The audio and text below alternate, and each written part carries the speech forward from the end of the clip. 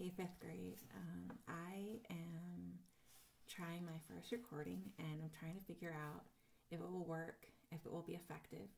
One of the first things I want to talk about is the Shakespeare Stealer, and I would really appreciate it if you had your book with you and something to write with so that you can annotate.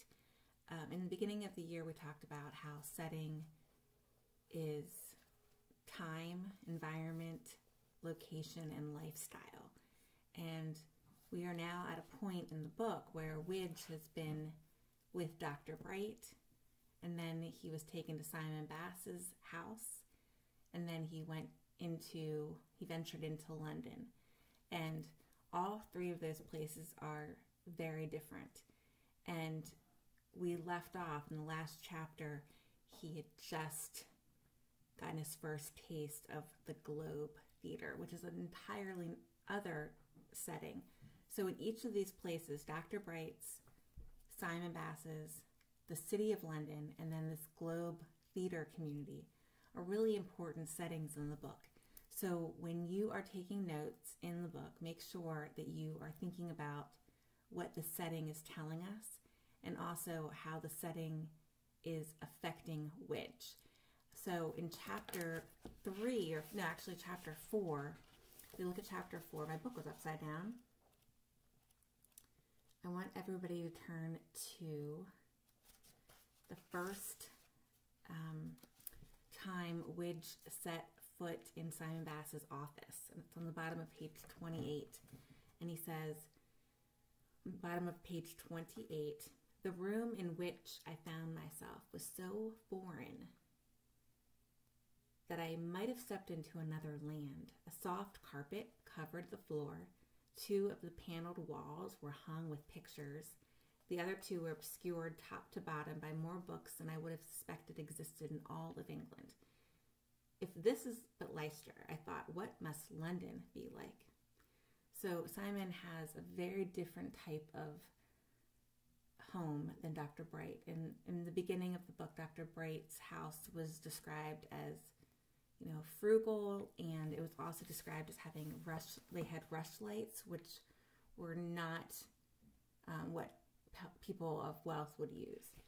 And he actually made a point, Jerry Blackwood, the author, to point out that Simon Bass's house did not have rushlights. They had real candles. So that's a significant difference. When you went into chapter 5, Widge finds out he's going to London, and that's a huge deal. Again, he'd never been to London, and he really didn't have much of an experience being in any type of house that provided a lot of comfort. But when he goes into London for the first time, he is being made fun of for being green, and by green it just means being new, being inexperienced, and that's on the bottom of page 37. And when he's going through London, the city, he sees all these big buildings and red tile roofs and ancient stone walls. I'm in chapter 6 right now, but the volume of traffic had swelled threefold. So he's just amazed. And then on page 38, Falconer actually says, "Stop gawking." And of course he's gawking. I mean, he's never been in a town, a city as large as London. So, and even today, it's a huge bustling city. On page 38, it says, "The buildings were towered over us, and they were impressive. Some were full 4-story high and one block. The front of the buildings were decorated with beaten gold. To our right, a huge cathedral was silhouetted against the rising moon. And as I stared at it, the bells in its square steeple rang the hour." So it keeps on going on, and he's just amazed by everything he's seeing. So keep in mind, again, what time it is, the environment, the lifestyle, the location. Then we move into this, a pub, and he's seeing all these people, drinking and talking about fighting. All these are very new experiences for Widge. Finally, when we finally get to chapter 7, he is once again about to experience something really new, and the crowd is dense. It's a lot of people. He smells beer. He smells, he sees women dressed up, men dressed up. They're rowdy. That he sees a bunch of people getting together for a bear baiting, which is an actual thing that happened back then. And you're an animal lover, you would not be very happy to know about bear baiting. But on page 47, he is being told by Falconer that he's going to walk into the theater by himself, which is a huge deal for this young kid who's never been at the theater before and who has never had to do anything and never had such a big mission to take. And he remembers what it was like at Dr. Bright's when he had to, for the first time, go and copy a sermon. It really made him nervous, and he also knows how he got caught. So he doesn't want to get caught here.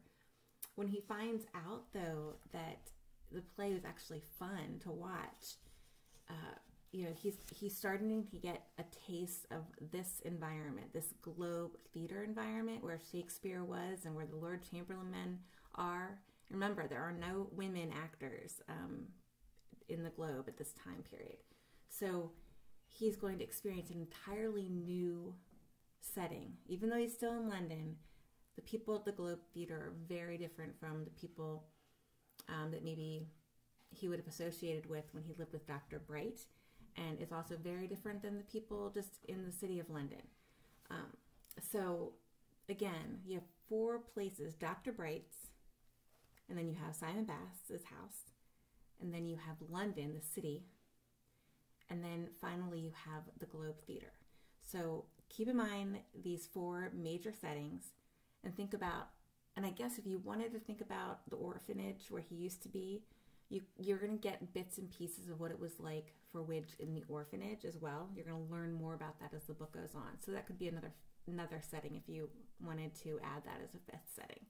So again, 4, maybe 5 settings where you're going to think about the time, the environment, the lifestyle, and the location. And what I'm really going to ask you to do is when you're reading these chapters to make note of it, not only mentally, but in your book. And then I will be asking you guys to fill out like a setting tells sheet, a chart, where we can go more deeply and specifically into how each of these settings affect Widge. All right. I hope you guys are doing great. And I really, really wish I could see you guys and do this in person. But since we can't, let's make the best of it. And I will talk to you soon. Bye.